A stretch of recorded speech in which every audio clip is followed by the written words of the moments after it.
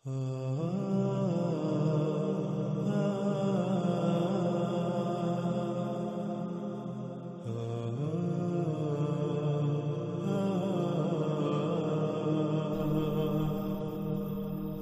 اسی طرح اللہ سبحانہ و تعالیٰ آگے کہتے ہیں، کیا نہیں سیر کی زمین میں، پس دیکھا کیسا ہوا تھا انجام ان کا جو ان سے پہلے تھے، اور وہ تھے ان سے کہیں زیادہ بڑھ کر قوت میں، یعنی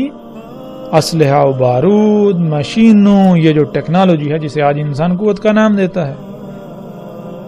ان میں ان سے کئی گنا، یعنی آج کے موجودہ انسانوں سے کئی گنا بڑھ کر تھے۔ اور پھر اللہ سبحانہ و تعالیٰ کہتے ہیں، اور نہیں تھا اللہ کے عاجز کر سکے اسے کوئی شے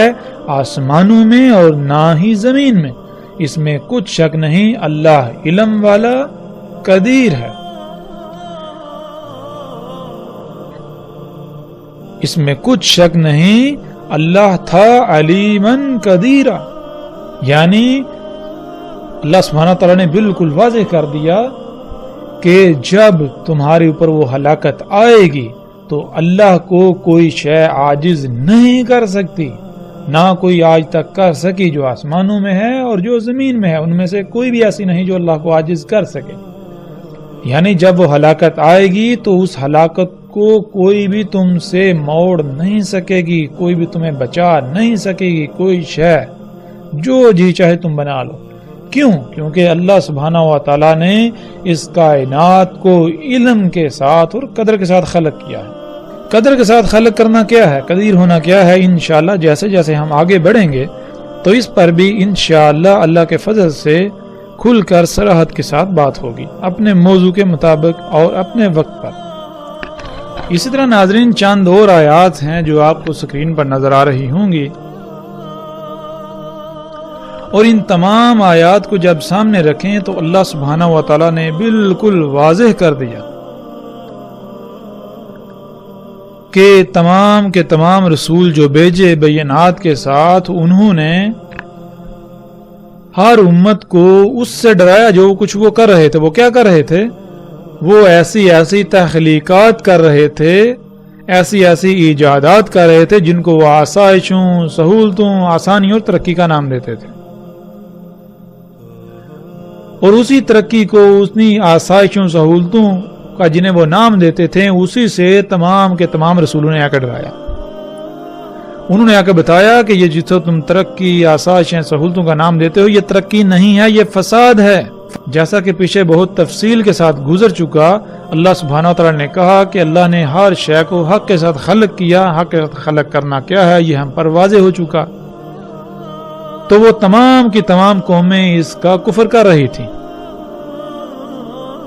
اور آج جب ہم دیکھیں تو بالکل وہی انہی قوموں کے نقش قدم پر چلتے ہوئے آج بھی انسان بالکل وہی سب کر رہے ہیں۔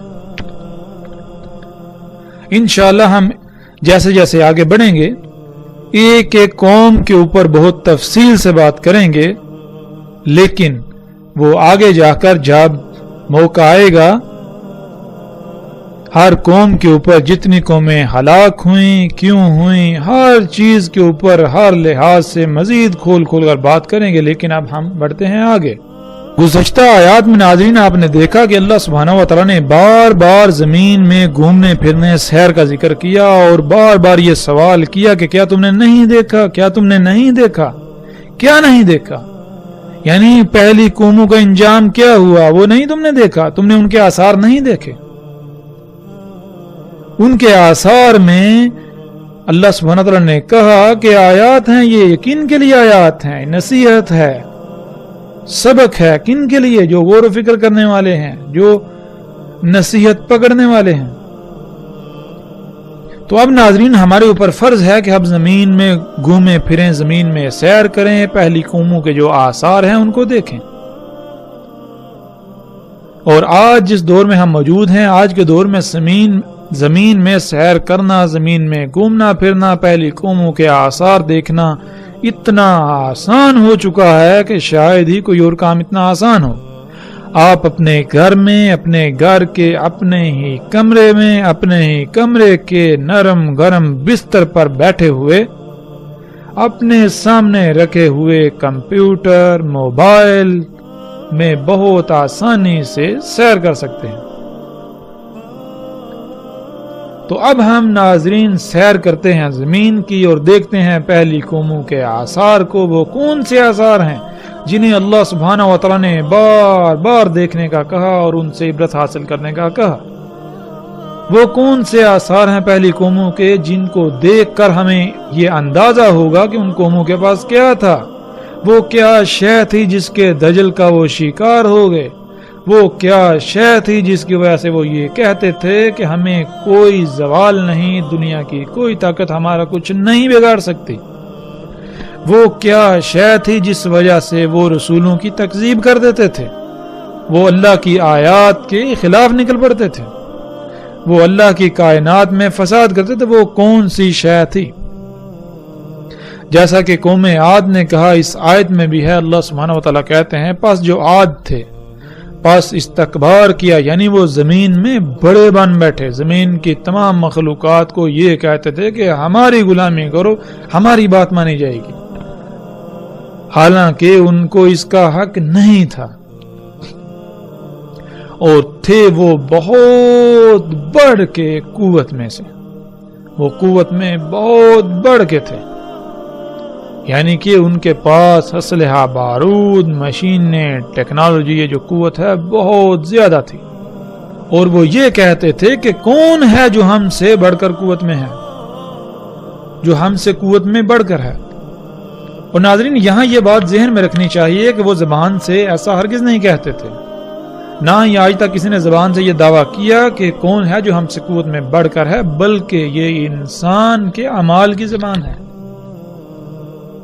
قوم عاد کے پاس جو ٹیکنالوجی، جو مشینیں، جو کچھ تھا، ان کے بلبوتے پر ان کے اعمال کی یہ زبان تھی کہ کوئی بھی ان سے قوت میں بڑھ کر نہیں ہے۔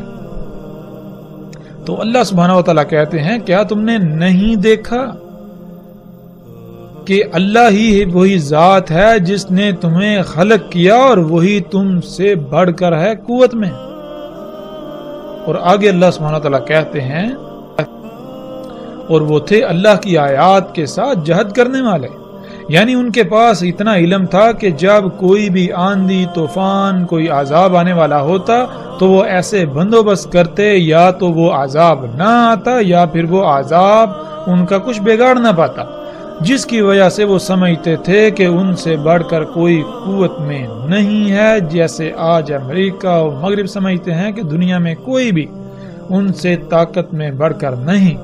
لیکن اس کے باوجود کوئی بھی ایسی تباہی جنہیں قدرتی آفات کہتے ہیں، ان کے آگے یہ لوگ بے بس ہیں، اور اگر آج ان کو ایسے وسائل حاصل ہو جائیں کہ ایسی آفات بھی ان کا کچھ بگاڑ نہ پائیں تو ذرا تصور کریں کہ ان کا دعویٰ کیا ہوگا۔ یہ یہی سمجھیں گے کہ کائنات میں اگر کوئی رب ہے تو یہی ہے، ان کے علاوہ اور کوئی نہیں، اور کوئی نہیں ان کا کچھ بگاڑ سکتا۔ یعنی کہ اگر کوئی تباہی آ رہی ہے، کوئی زلزلہ آ رہا ہے، تو اگر ان کے پاس یہ قوت ہے یہ پہلے ہی اس کو روک دیں تو ظاہر ہے ان کا دعویٰ تو یہی ہوگا۔ بالکل یہی دعویٰ قوم عاد کا تھا اور جو باقی قومیں تھیں، لیکن ان کے ساتھ کیا ہوا؟ اللہ سبحانہ و تعالیٰ نے ہر لحاظ سے سب کچھ کھول کھول کر واضح کر دیا۔ اب ہمارے اوپر فرض یہ ہے کہ ہم زمین کی سیر کریں اور جانیں وہ کون سے آثار ہیں جن کا بار بار قرآن میں اللہ سبحانہ تعالیٰ نے ذکر کیا، اور ان سے ہمیں یہ اندازہ ہو، یہ ادراک ہو کہ پہلی قوموں کے پاس کیا تھا، وہ کون سی شے تھی جس کے دجل کا وہ قومیں شکار ہو گئیں اور تباہی و ہلاکت نے انہیں آ گھیرا، وہ کون سی شے تھی جس سے تمام کے تمام نبیوں نے ان کو ڈرایا کہ یہ دجال ہے، حالانکہ تم اسے مسیحا سمجھتے ہو، یہ مسیحا نہیں ہے، یہ دجال ہے۔ تو ناظرین آپ سکرین پر ان اینٹوں کو دیکھ سکتے ہیں، یہ اینٹیں آج دنیا کے مختلف علاقوں میں دریافت ہوئی ہیں جو کہ زمین تلے دبی ہوئی تھی۔ ان اینٹوں میں سے ایک ایک اینٹ کا وزن اور اس کی لمبائی اور چوڑائی کا جب انسان کو علم ہوتا ہے تو اس کے رونگٹے کھڑے ہو جاتے ہیں۔ اسکرین پر نظر آنے والی ان اینٹوں کی لمبائی تقریباً 60 فٹ، ان کی چوڑائی اور موٹائی 12 سے 20 فٹ کے درمیان، اور ایک اینٹ کا وزن تقریباً کم سے کم 1200 ٹن ہے، جس کے بارے میں تصور کرنے سے بھی انسان کے رونگٹے کھڑے ہو جاتے ہیں۔ آج یہ اینٹیں اردن اور روس کے مختلف علاقوں میں زمین کی کھدائی کے درمیان دریافت ہوئیں، اور جب تحقیقات کی گئیں دنیا کے بڑے بڑے نامور سائنسدانوں نے ان اینٹوں پر تحقیقات کی تو پتہ چلا یہ اینٹیں آج سے 5000 سال پہلے کی ہیں، اور ان کے دبنے کی وجہ ایک بہت بڑا عظیم سیلاب تھا، اور ان اینٹوں سے بلند و بانگ آسمانوں کو چھوتی عمارتیں تعمیر کی گئی تھی۔ اور ناظرین، آج ایسی اینٹیں بنانا اور ایسی اینٹ کو اٹھانے کا انسان تصور بھی نہیں کر سکتا، اس کے باوجود کہ انسان آج بڑے بڑے دعوے کرتا ہے کہ وہ قوت میں بہت بڑھ کر ہے، اس کے بعد اس کے پاس بڑی بڑی مشینیں۔ آج انسان کے پاس جتنی بھی مشینیں ہیں ان کئی مشینوں کو جمع کرنے سے بھی ان اینٹوں کو اٹھانا اور اٹھا کر کسی مقام پر رکھنا یا ان سے کسی دیوار کی تعمیر کرنا انسان کے خواب و خیال سے بھی باہر ہے۔ تو ناظرین، ہم غور کریں کہ وہ کون سی شے تھی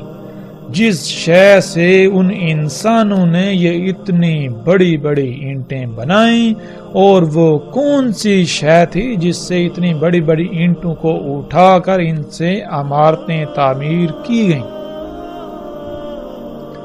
ان اینٹوں میں غور و فکر کرنے سے رائے برابر بھی شک نہیں رہتا جو قرآن میں اللہ سبحانہ و تعالی نے کہا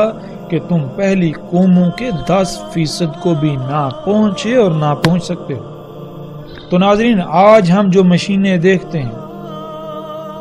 یہ بڑی بڑی غیر معمولی قوت کی حامل مشینیں، یہ ان قوموں کا 10% بھی نہیں ہے۔ یہی وہ مشینیں تھیں جن کے دجل کا وہ لوگ شکار ہو گئے، یہی وہ ایجادات تھیں انسان کے اپنے ہی ہاتھوں سے کی ہوئی جن کے دجل کا وہ شکار ہو گئے، اور وہ سمجھتے تھے کہ یہ تو سہولتیں ہیں، یہ تو مسیحا ہے، یہ تو فائدے کی اشیاء ہیں، لہٰذا دنیا میں خوب انجوائے کرو، عیاشیاں کرو، مزے لوٹو، آسانیاں، سہولتیں۔ ناظرین، آج جن سائنسدانوں نے، بڑے بڑے نامور سائنسدانوں نے ان اینٹوں کے اوپر تحقیقات کی تو انہوں نے یہ بات کی کہ اول تو یہ کام انسان کا نہیں ہے، اور اگر کسی بھی صورت یہ یقین دلا دیا جائے یا یہ مان لیا جائے کہ یہ کام انسان کا ہی ہے تو جن انسانوں نے یہ کام کیا وہ موجودہ انسانوں سے اس قدر ٹیکنالوجی میں بڑھ کر تھے کہ آج کا انسان اس کا تصور بھی نہیں کر سکتا۔ اسی طرح ناظرین، اسکرین پر نظر آنے والے یہ بلاکس جنہیں ایچ بلاکس کہا جاتا ہے،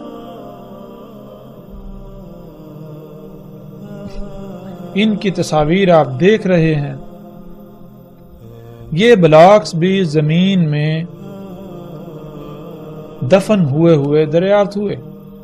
ناظرین، یہ بلاکس ایسے ہیں کہ آج دنیا کے بڑے بڑے نامور سائنسدانوں اور دنیا کی بڑی بڑی نامور یونیورسٹیوں، ریسرچ سینٹروں، اداروں نے ان پر تحقیقات کی تو وہ اس بات کو بتانے سے قاصر ہیں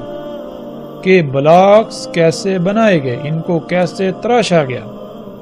ان کا وزن، ان کا ڈیزائن، ان کو تراشنا آج کے دور میں ناممکن ہے۔ ان بلاکس کو اتنی صفائی کے ساتھ اور ریاضی کے پیچیدہ ترین اصولوں کے تحت کیسے تراشا گیا؟ ان بلاکس کو ان نظر آنے والے ڈیزائنز میں کس طرح کاٹا گیا؟ ان تمام سوالات کے جوابات دینے سے آج دنیا کے بڑے بڑے سائنسدان قاصر ہیں۔ وہ بالکل ایسے ہیں گویا کہ ان کے منہ میں زبان ہی نہ ہو۔ اور پھر وہی بات، وہ یہی کہتے نظر آتے ہیں کہ اول تو یہ کام انسان کا نہیں ہے، کیونکہ ریاضی کے اتنے پیچیدہ ترین اصولوں قوانین کی بنیاد پر ان بلاکس کو تراشنا اور جن ڈیزائنوں میں یہ بلاکس تراشے گئے یہ ناممکن ہے۔ اور اگر یہ یقین دلا دیا جائے یا یہ مان لیا جائے کہ یہ حقیقتاً انسانوں کا کام ہے، تو جن انسانوں نے یہ کام کیا، جن انسانوں نے یہ بلاکس تراشے، وہ آج موجودہ انسانوں سے نہ صرف ٹیکنالوجی میں انتہائی غیر معمولی حد تک آگے تھے، بڑھ کر تھے، بلکہ وہ انتہائی غیر معمولی ذہانت رکھنے والے تھے، اور آج کا انسان ان کا مقابلہ کرنے کا تصور بھی نہیں کر سکتا۔ پھر اسی طرح ناظرین، جو تصاویر ابھی آپ سکرین پر دیکھ رہے ہیں، یہ خطہ ہند میں ملک پاکستان کے صوبہ سندھ کی ہیں، جنہیں دنیا موہنجو داڑو اور ہڑپا کے نام سے جانتی ہے۔ ناظرین، بہت عرصہ تک یہ تباہ شدہ شہروں کے کھنڈرات دنیا کی توجہ کا مرکز بنے رہے۔ بڑے بڑے نامور سائنسدانوں نے ان کے اوپر تحقیقات کی، دنیا کی یونیورسٹیوں کی بڑی بڑی نامور ٹیموں نے ان پر تحقیقات کی، لیکن وہ کسی نتیجے پر پہنچنے سے قاصر رہے۔ اور پھر دوسری جنگ عظیم میں امریکہ نے جب جاپان کے 2 شہروں پر ایٹمی بم پھینکے اور اس کے بعد صنعتی انقلاب کے نام سے فساد دن بدن بڑھتا رہا، اور آج جب انسان کو مزید غیر معمولی فزکس، کیمسٹری اور ریاضی کے قوانین پر عبور حاصل ہوا، تو سائنسدانوں نے ایک بار پھر ان کھنڈرات پر تحقیقات کی۔ جب تحقیقات کی تو پتہ چلا کہ ان علاقوں کی مٹی میں بالکل وہی ریڈیشنز پائی جاتی ہیں جو ریڈیشنز ان جگہوں پر پائی جاتی ہیں، ان جگہوں کی ان اشیاء میں پائی جاتی ہیں جہاں پر 1945 میں امریکہ نے ایٹم بم پھینکے تھے، یعنی ہیروشیما اور ناگاساکی۔ ہیروشیما اور ناگاساکی میں جہاں پر امریکہ نے ایٹم بم گرائے، ان جگہوں کی مٹی، پتھروں اور مختلف اشیاء میں جو ریڈیشنز پائی جاتی ہیں، بالکل وہی ریڈیشنز ان مقامات پر پائی جاتی ہیں۔ یعنی نتیجہ کیا نکلا؟ نتیجہ یہ نکلا کہ رائے برابر بھی یہ شک نہ رہا کہ یہ تہذیبیں ایٹم بم کی وجہ سے تباہ ہوئیں۔ پھر جیسے جیسے مزید تحقیقات کی گئیں تو پتہ چلا یہ انتہائی جدید ترین شہر تھے، انتہائی وسائل کے حامل شہر، اور یہ شہر ایٹمی بم کے حملے میں تباہ ہوئے، بالکل اسی طرح جس طرح جاپان کے شہر ہیروشیما اور ناگاساکی تباہ ہوئے۔ اور جب ہم قرآن میں دیکھیں تو اللہ سبحانہ و تعالیٰ کیا کہتے ہیں؟ اللہ سبحانہ و تعالیٰ حیران کن یہ بات کرتے ہیں۔ اللہ سبحانہ و تعالیٰ کہتے ہیں کذبت ثمود و عاد بالقاریہ، تکذیب کی تھی قوم عاد اور قوم ثمود نے القاریہ سے۔ القاریہ کسے کہتے ہیں؟ جب ہم القاریہ کو جاننا چاہیں، اور قرآن میں القاریہ پر پوری ایک سورت موجود ہے جس کا نام بھی القاریہ ہے، جب ہم سورہ القاریہ میں غور و فکر کریں تو اللہ سبحانہ و تعالیٰ نے سورہ القاریہ میں القاریہ کا بالکل وہی منظرنامہ کھینچا، وہی نقشہ کھینچا جو ایک ایٹم بم کے پھٹنے سے وقوع پذیر ہوتا ہے، ظہور پذیر ہوتا ہے۔ تو آج انہوں نے خود ہی یہ تصدیق کر دی، یعنی کہ آج کے انسان نے خود ہی یہ تصدیق کر دی کہ یہ تہذیبیں ایٹم بم سے تباہ ہوئیں، جس سے یہ ثابت ہوتا ہے کہ ایٹم بم صرف موجودہ انسانوں کے پاس ہی نہیں بلکہ ان سے کئی صدیاں پہلے بھی انسان یہ سب بنا چکا تھا۔ ناظرین، قوم عاد جو ایک ایٹمی عالمی جنگ کا شکار ہوئی، اس کے آثار آج ہم پوری دنیا میں بکھرے پڑے دیکھ سکتے ہیں۔ انتہائی عجیب و غریب جدید ترین عمارتیں جو کھنڈرات کی شکل میں ایسے پڑی ہوئی ہیں گویا کہ ایک عظیم طوفان، انتہائی تیز رفتار شدت کی ہوا نے انہیں تہس نہس کر دیا ہو۔ اور بالکل جب ایٹم بم پھٹتا ہے تو بالکل ایسا ہی طوفان پیدا ہوتا ہے جس کا اللہ سبحانہ و تعالیٰ نے قرآن میں ذکر کیا، اور ایٹم بم سے پیدا ہونے والی لہروں میں جو آواز پائی جاتی ہے وہ بھی بالکل وہی آواز ہے جس کا اللہ سبحانہ و تعالیٰ نے قرآن میں ذکر کیا، ریحن سرسرن۔ یعنی کہ اگر آپ یوٹیوب پر جائیں یا اگر آپ ان لوگوں سے پوچھیں جنہوں نے ایٹمی بم کے تجربات کیے اور جو لہریں جو ہوا اس سے پیدا ہوئی اس میں کیسی آواز پائی جاتی ہے، تو آپ کو بتائیں گے بالکل وہی آواز جو عربی لہجے میں ان الفاظ کو ادا کرنے سے آواز پیدا ہوتی ہے۔ یعنی اللہ سبحانہ و تعالیٰ نے قرآن میں آج سے کئی صدیاں پہلے، 14 صدیاں پہلے قرآن میں اتنے بڑے بڑے عجیب و غریب راز رکھ دیے، لیکن اپنے آپ کو مسلمان کہلانے والے، اپنے آپ کو علماء کہلانے والے ان لوگوں کے محتاج ہیں جن کو یہ اپنی زبان سے کافر و مشرک کہتے ہیں۔ جب وہ کوئی تحقیق کرتے ہیں، کوئی ریسرچ کرتے ہیں، کسی راز سے پردہ اٹھاتے ہیں، تو اس وقت تو کہا جاتا ہے کہ یہ تو آج سے 14 صدیاں پہلے قرآن میں اللہ نے بیان کر دیا۔ لیکن سوال یہ پیدا ہوتا ہے کہ جب اللہ سبحانہ و تعالیٰ نے قرآن میں 14 صدیاں پہلے بیان کر دیا تو آپ کو پہلے نظر کیوں نہیں آیا؟ آپ کو اس وقت ہی نظر کیوں آیا جب جن کو آپ کافر و مشرکین کہتے ہیں وہ سامنے لے کر آئے؟ پھر ناظرین، جب ہم تاریخ کی کتابوں کا مطالعہ کریں تو ہمیں سنسکرت میں ایک تاریخی کتاب جو کہ ہند کے مشرکین کے ہاں انتہائی مقدس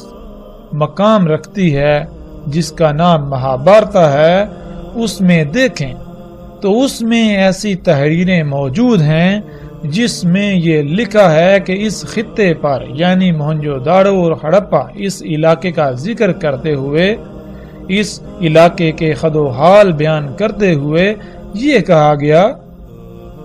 کہ اس خطے پر تسلط جمانے کی غرض سے دنیا کی کچھ طاقتیں آپس میں لڑ رہی تھیں، اور وجہ کیا تھی؟ وجہ یہ تھی اس خطے میں زیر زمین قدرتی وسائل تھے، یعنی زیر زمین ایسی اشیاء تھیں جو انتہائی قیمتی تھی، جن کی وجہ سے، جن کے حصول کے لیے دنیا کی کچھ طاقتیں یعنی دنیا کی 3 طاقتیں آپس میں لڑ رہی تھیں،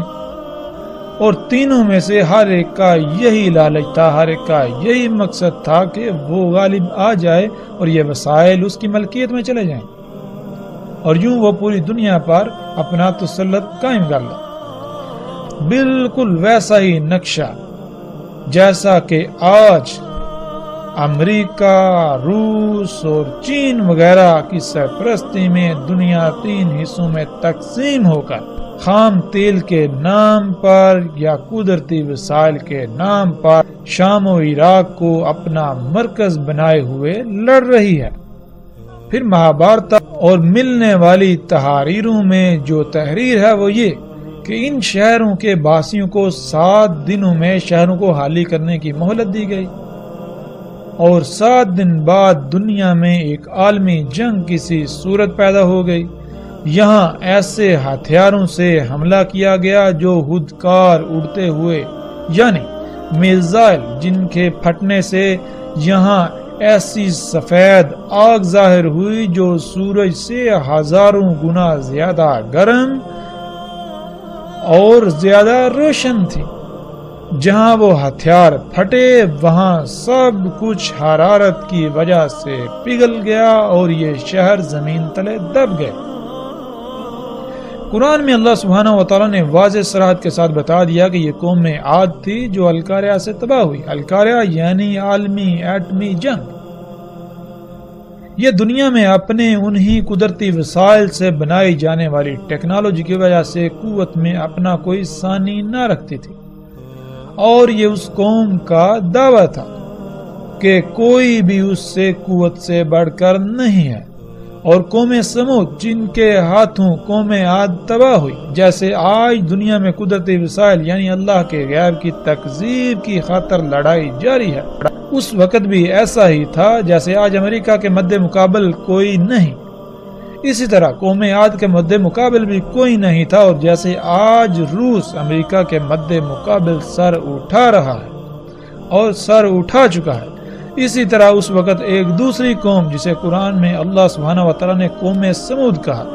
وہ تھی جس نے سر اٹھایا اور قوم عاد کی ہلاکت کا سبب بنی۔